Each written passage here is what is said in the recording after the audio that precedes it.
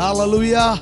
Hallelujah. Hallelujah. Hallelujah. I thank God for this wonderful time. ഈ അനുഗ്രഹിക്കപ്പെട്ട സമയത്തിനായി ഞാൻ ദൈവത്തിന് നന്ദി പറയുന്നു. I strongly believe that you are going to receive great word of faith coming moments. അടുത്ത നിമിഷങ്ങളിൽ വിശ്വാസ വാക്കുകൾ നിങ്ങൾ പ്രാപിച്ചെടുക്കുമെന്ന് ഞാൻ പൂർണ്ണമായി വിശ്വസിക്കുന്നു. God is going to fill you with this power today. ഇന്ന് ദൈവം തന്റെ ശക്തിയാൽ നിങ്ങളെ നിറയ്ക്കുവാൻ പോകുകയാണ്. God is going to do extraordinary things for you alone. നിങ്ങൾക്ക് മാത്രമായി ദൈവം ഇന്ന് ഒരു അസാധാരണമായ സംഗതി ചെയ്യാൻ പോകുകയാണ്.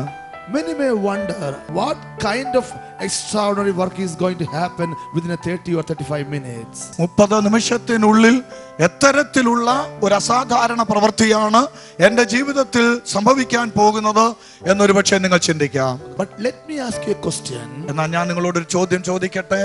How much time God has taken to create the whole world? ഈ ഭൂലോകത്തെ മുഴുവൻ സൃഷ്ടിക്കുവാൻ ദൈവം എത്ര സമയമെടുത്തു? To create the whole world, God took only 6 days.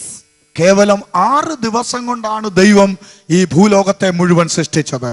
With 6 days he created the whole universe. ഈ പ്രപഞ്ചത്തെ മുഴുവൻ ദൈവം കേവലം 6 ദിവസം കൊണ്ട് സൃഷ്ടിച്ചു. So how much time needed for God to bless you, to do a miracle for you? നിന്റെ ജീവിതത്തിൽ ഒരു അത്ഭുതം ചെയ്യുവാൻ, നിന്നെ അനുഗ്രഹിക്കുവാൻ, അങ്ങനെയെങ്കിൽ ദൈവത്തിന് എത്ര ദിവസമാണ് വേണ്ടിയത്? I hope within a moment God can bless you. ഒരു നിമിഷം കൊണ്ട് ദൈവത്തിന് നിങ്ങളെ അനുഗ്രഹിക്കുവാനായിട്ട് കഴിയും. Hallelujah. Hallelujah. Blessings are on your way. അനുഗ്രഹം നിന്റെ വഴിയിലുണ്ട്. Opportunities are on your way. അവസരങ്ങൾ നിന്റെ മാർഗമധ്യയുണ്ട്. Promotions are on your way. Promotion നിന്റെ വഴിയിലുണ്ട്. Victories on your way. നിന്റെ വഴിയിൽ വിജയമുണ്ട്. Progressiveness is on your way. വളർച്ച നിന്റെ പാതയിൽ തന്നെയുണ്ട്. Development is on your way. വികസനം നിന്റെ ജീവിതത്തിൽ അനുഭവിക്കാൻ If you കഴിയും. believe, you are going to see the glory of God in the coming days. നീ വിശ്വസിക്കുമെങ്കിൽ വരും ദിവസങ്ങളിൽ ദൈവത്തിന്റെ മഹത്വം കാണുവാൻ പോകുകയാണ്. That is what Jesus said. അതുകൊണ്ടാണ് കർത്താവ് പറഞ്ഞത്, If you believe, you will see the glory of God. വിശ്വസിക്കുമെങ്കിൽ നീ ദൈവത്തിന്റെ മഹത്വം കാണും. In this verse, what is your part? ഈ വാക്യത്തിൽ നിന്റെ ഭാഗം എന്താണ്? You have to believe. നീ വിശ്വസിക്കണം. What is God's part? എന്താണ് ദൈവത്തിന്റെ ഭാഗം?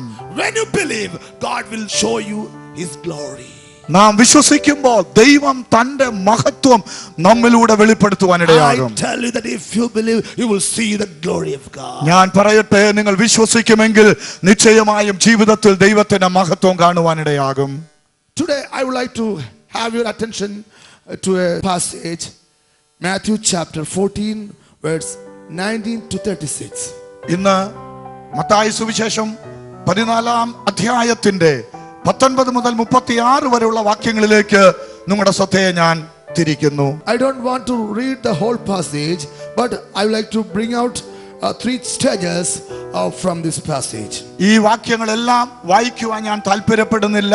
എന്നാൽ അതിൽ നിന്ന് നമ്മുടെ ആത്മീയ ജീവിതത്തിന്റെ 3 ഘട്ടങ്ങളെ കുറിച്ച് പറയുവാൻ താല്പര്യപ്പെടുന്നു.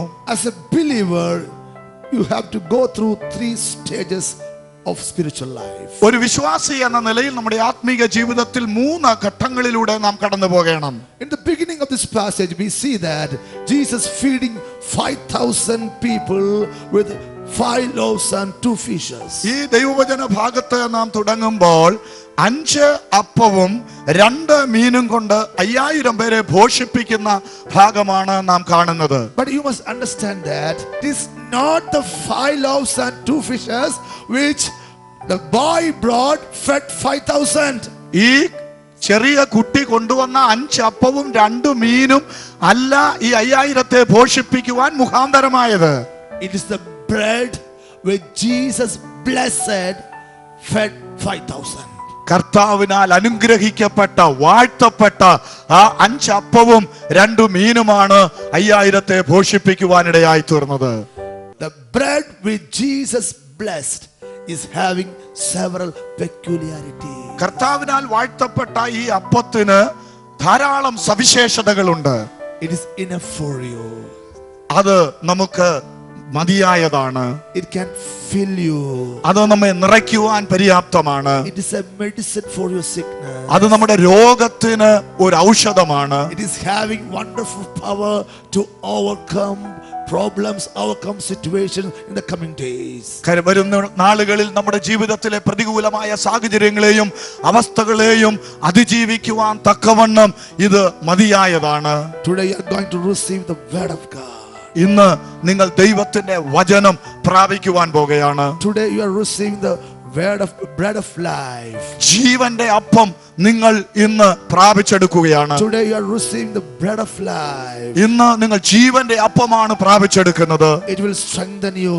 അത് നിങ്ങളെ ശക്തിപ്പെടുത്തും. It will heal you. അത് നിങ്ങളെ സൗഖ്യമാക്കും. It will fill you. അത് നിങ്ങളെ നിറയ്ക്കും. It will give you the faith. അത് നിങ്ങൾക്ക് വിശ്വാസം പകർന്നു It തരും. will give you the power to pull down strongholds. അത് ബലവാനെ തകർക്കുവാൻ തക്കവണ്ണം ശക്തീകരിക്കും. It will help you to pull your boat. നിങ്ങളുടെ വിശ്വാസത്തിന്റെ പടകിനെ മുന്നോട്ട് നയിക്കുവാൻ അത് മതിയായതാണ്. Hallelujah. Hallelujah. That is the bread of life. അത് ജീവന്റെ അപ്പമാണ്. Jesus can only give you the bread of life. കർത്താവിന് ജീവന്റെ അപ്പം മാത്രമേ തരുവാൻ കഴിയൂ. No man can give you the bread of life. ഒരു മനുഷ്യനും അത് നൽകുവാൻ സാധ്യമല്ല. Because Jesus is the bread of life. കർത്താവ് തന്നെ പറഞ്ഞു, ഞാൻ ജീവന്റെ അപ്പമാകുന്നു. Hallelujah. ഹല്ലേലൂയ.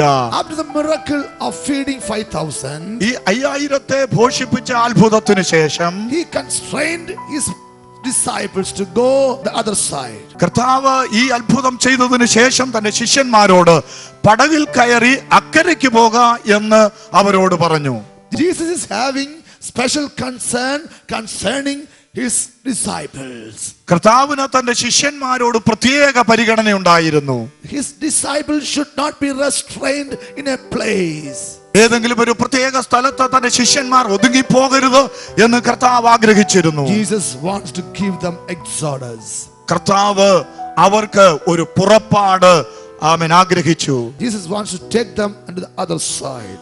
അവരെ അക്കരയ്ക്ക് കൊണ്ടുപോകുവാൻ കർത്താവ് താല്പര്യപ്പെട്ടു. Today Jesus is here. ഇന്ന് കർത്താവ് നമ്മുടെ മധ്യയുണ്ട്. Not to lower you but to raise you. നിന്നെ താഴ്ത്തുവാനല്ല, നിന്നെ ഉയർത്തുവാൻ അവൻ നമ്മുടെ മധ്യയുണ്ട്. Jesus is here not to arrest you but to set you free. നിന്നെ അറസ്റ്റ് ചെയ്യുവാനല്ല, നിന്നെ സ്വതന്ത്രമാക്കുവാൻ കർത്താവ് നമ്മുടെ നടുവിലുണ്ട്. Jesus is here not to pull you down but to lift you up. നിന്നെ താഴ്ത്തിക്കളയുവാനല്ല, ഉയർത്തുവാൻ കർത്താവ് നമ്മുടെ നടുവിലുണ്ട്. Jesus is here not to damage you but to repair you. നിന്നെ തകർക്കുവാനല്ല, നിന്നെ പണിതെടുക്കുവാൻ കർത്താവ് ഇന്ന് നമ്മുടെ നടുവിലുണ്ട്. Jesus is here not to finish but to begin. നിന്നെ അവസാനിപ്പിക്കുവാനല്ല, നിനക്കൊരു നല്ല തുടക്കം തരുവാൻ കർത്താവ് നമ്മുടെ നടുവിലുണ്ട്. Jesus is here not to hate but to love you. നിന്നെ ഒരിക്കലും തള്ളിക്കളയുവാനല്ല, നിന്നെ സ്നേഹിക്കുവാൻ കർത്താവ് നമ്മുടെ നടുവിലുണ്ട്. Jesus is here not to divide but to unite. നിന്നെ ഒരിക്കലും ചിതറിച്ചു കളയുവാനല്ല, ഐക്യപ്പെടുത്തുവാൻ കർത്താവ് നമ്മുടെ നടുവിലുണ്ട്. Jesus is here not to annoy you but to satisfy you. നിന്നെ ഒരിക്കലും നിരാശപ്പെടുത്തുവാനല്ല, നിന്നെ സംതൃപ്തിയാക്കുവാൻ കർത്താവ് നടുവിലുണ്ട്.